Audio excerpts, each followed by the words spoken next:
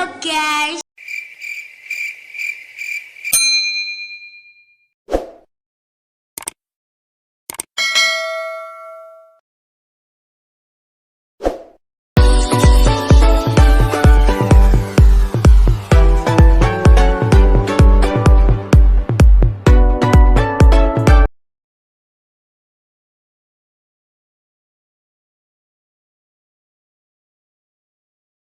Halo teman-teman, welcome back to my channel. Oke, kali ini kita akan bahas tentang seputar public speaking di part 2 bersama dengan dua mahasiswa dari universitas yang berbeda. Kira-kira seperti apa ya penjelasan dari mereka? Mau tahu? Mau tahu nggak? Kalau mau tahu ikuti sampai akhir ya. Oke? Nah, sebelum dua teman kita menjelaskan, tentunya harus kenalan dulu dong, karena kata pepatah, tak kenal maka tak sayang. Nama saya Saifullah Azizi, bisa dipanggil Azizi. Saya adalah seorang mahasiswa hubungan internasional Universitas Airlangga. Saya asal Sidoarjo dan sekarang sedang berdomisili di Surabaya. Perkenalkan, nama aku Agus Prayudi dari Sidoarjo. Oke, setelah berkenalan, kita akan mendengarkan penjelasan tentang mereka. Mendengar kata public speaking tentu sudah tidak asing dong. Tapi apa sih arti public speaking? Yuk kita simak. Dalam bahasa Indonesia, public speaking bisa diartikan sebagai berbicara di depan publik. Namun, kalau saya memahami public speaking sendiri, saya memandangnya sebagai sebuah seni, yakni seni untuk menyampaikan sebuah gagasan atau sebuah ide di depan hadapan umum.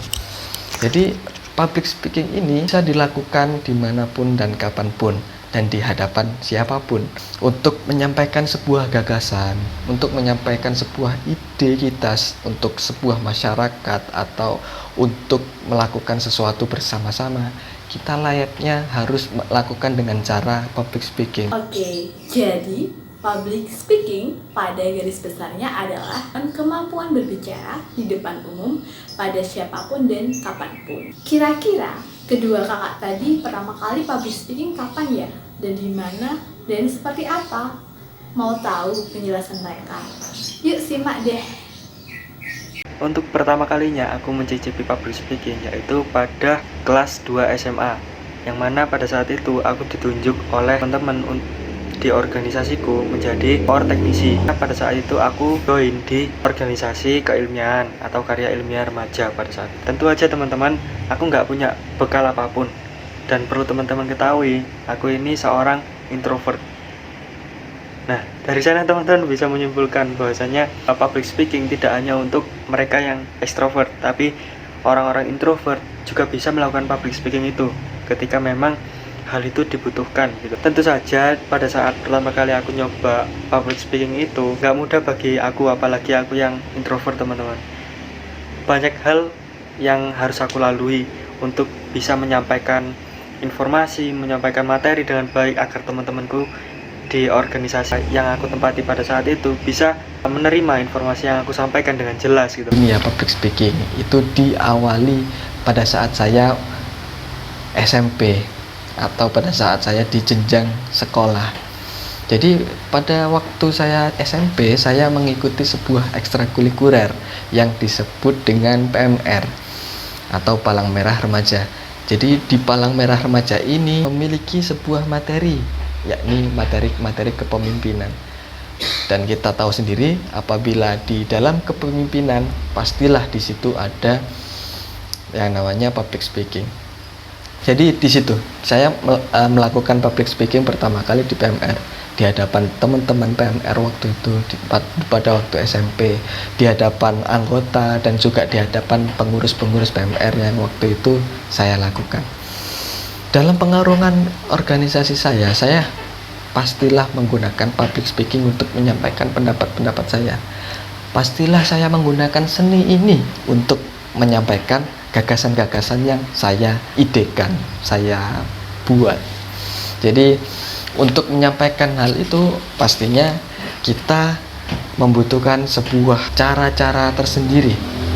Cara-cara itu apa saja sih? Pastinya di dalamnya ada yang namanya narasi.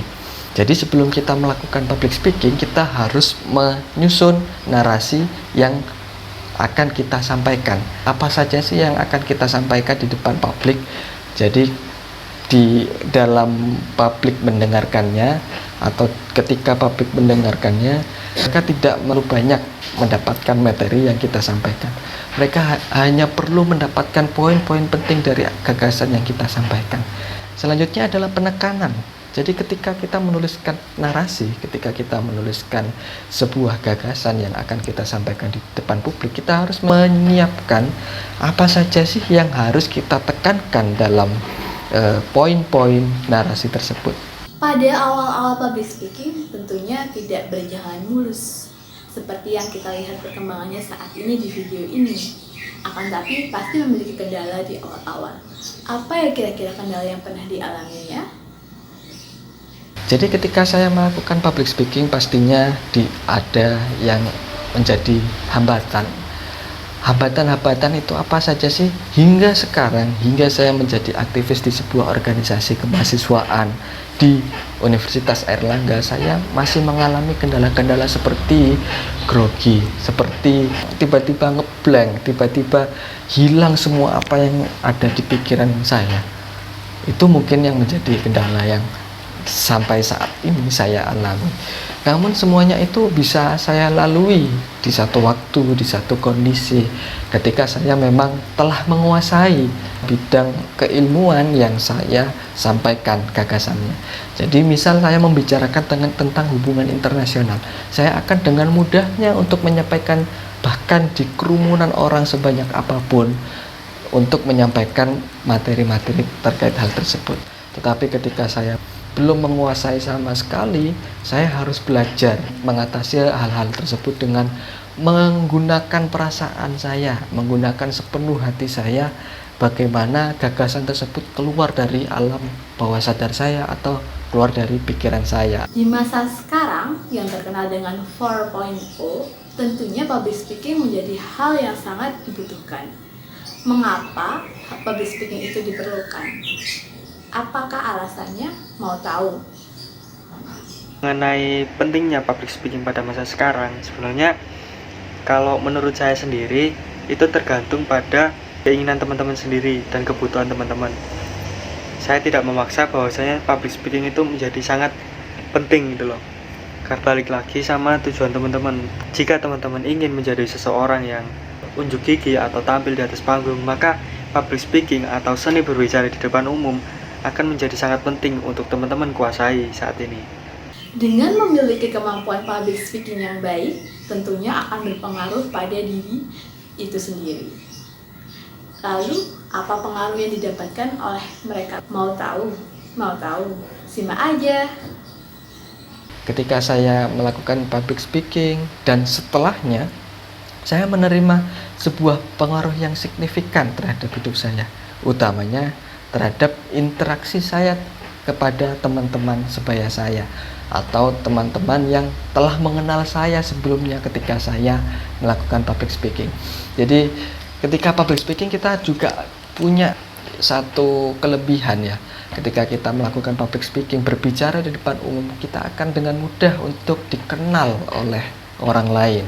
Jadi orang lain akan dengan mudah hafal nama kita, dengan mudah mengetahui siapa diri kita, siapa latar belakang kita sebenarnya. Jadi ketika kita menemui mereka satu persatu atau kita menemui mereka di kehidupan sehari-hari, mereka telah mengenal kita dan kita bisa ngobrol, bisa melakukan berbincang dengan mereka dengan mudah karena kita sebelumnya telah memiliki sebuah forum bersama dengan mereka. Pengaruh public speaking kepada kehidupan saya, ada beberapa poin yang saya pegang sampai saat ini, yaitu salah satunya nilai keberanian, yang mana saya bisa menghadapi banyak orang dengan latar belakang yang berbeda, dengan cara pikir yang berbeda, yang mana dengan keberanian ini saya menjadi terlatih untuk tidak sungkan atau malu untuk menyampaikan pendapat saya ketika saya memang kontra. Perlu teman-teman ketahui, apapun posisi kita dituntut untuk bisa menjelaskan hal dengan efektif, meskipun itu di depan orang banyak ataupun berapa orang saja, tetap kita harus dituntut untuk bisa menyampaikan hal dengan efektif dan bisa ditangkap oleh orang lain. Nah, ini penting ya teman-teman. Jadi semisal suatu kasus nih, ketika ada sebuah kesalahan yang terjadi di mayoritas, tapi teman-teman tahu bahwasanya itu salah, teman-teman jangan malu untuk membenarkan itu.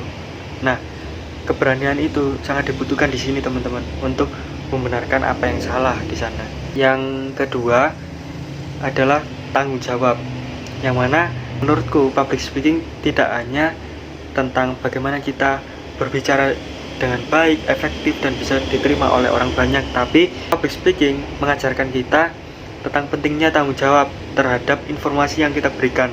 Apakah informasi yang kita berikan itu benar atau tidak? Karena ketika itu salah akan menjadi beban moral tersendiri untuk teman-teman. Boleh nggak Kak, kalau dicontohkan public speaking versi Kakak? Biar kami yang menonton ini bisa tahu. Yuk, pantengin terus. Assalamualaikum warahmatullahi wabarakatuh.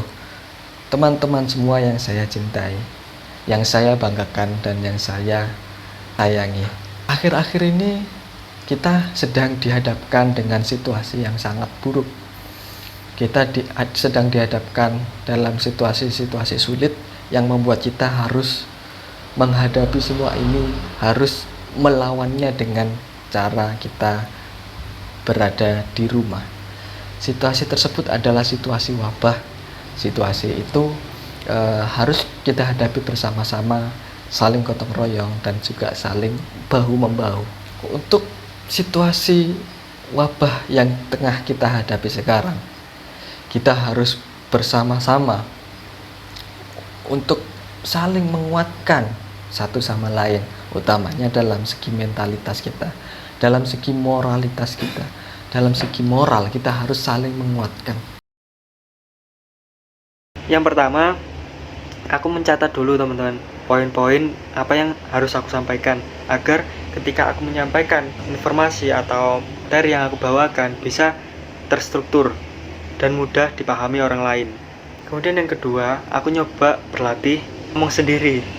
Kemudian atau aku coba rekam di video untuk melihat bagaimana kualitas diriku dalam menyampaikan materi tersebut, kemudian bagaimana ekspresi wajahku, apakah mewakili dari pesan-pesan yang aku sampaikan.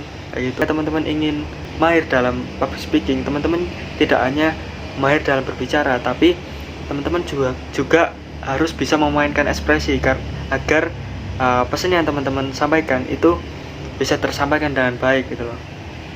Ya, misal teman-teman ingin kan sebuah motivasi untuk memberikan semangat adik-adik yang ingin menempuh ujian nasional misalnya. Nah, tentu saja teman-teman bisa menyampaikannya dengan cara menggebu-gebu, ataupun teman-teman memberikan sebuah nasihat yang menyentuh hati dengan ekspresi yang mewakili. Jangan sampai teman-teman memberikan sebuah argumentasi dengan cara yang datar-datar saja gitu. Nah, seperti itu. Kemudian yang terakhir mungkin bisa teman-teman lakukan, dan ini yang paling penting, adalah langsung aja kita praktek di lapangan. Dan dari sana kita akan mendapatkan feedback langsung dari orang lain. Jangan takut salah, karena salah itu wajar. Dan karena salah itu, teman-teman bisa belajar dari sana untuk menjadi lebih baik. Baiklah, demikian dari penjelasan tentang public speaking. Jadi, di dalam public speaking tentunya memiliki kendala, memiliki alasan mengapa kita harus memiliki kemampuan public speaking, dan tentu dengan memiliki kemampuan public speaking akan berpengaruh pada diri sendiri. Jadi tidak ada salahnya untuk belajar public speaking dimulai dari sekarang juga. Jangan lupa subscribe buat yang belum, jangan lupa like video ini, lalu komen and share ke teman-teman kalian yang dimanapun berada, karena dengan berbagi itu sangat indah. Terima kasih telah menonton video ini, semoga memiliki manfaat untuk kalian yang telah menonton. Sampai jumpa di konten berikutnya, bye bye.